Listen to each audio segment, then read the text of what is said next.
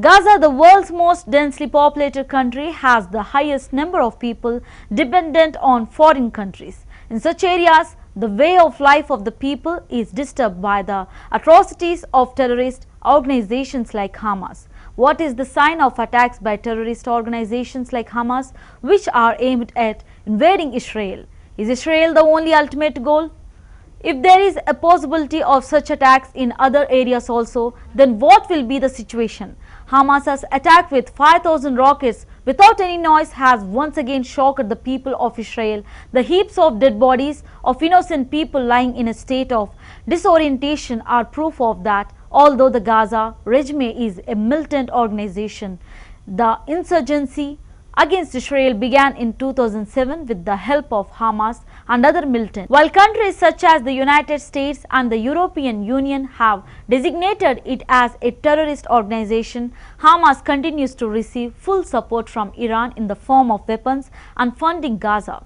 The world's most densely populated country has the highest number of people dependent on foreign countries. In such areas, the way of life of the people is disturbed by the atrocities of terrorist organizations like Hamas. On the other hand, the plight of Israeli citizens living in fear with their family members and relatives, unaware of their family members and relatives' friends in the attack without any warning, is indescribable. Everywhere you look is the destruction of the attacks. Even if it's burned to ashes, there are traces of corpses. To what extent is this scholarship? Is it just Israel? Does it stop there, or is there any other goal? It cannot be ascertained that terrorist organizations like Hamas are not in touch with any other terrorist organization. There are countries that are nurturing terrorist organizations. They are constantly making their presence felt in one place or the other and issuing warnings to the whole world, trying to take control of the whole world. What always happens, it may not be an exaggeration to say that you have to live in fear.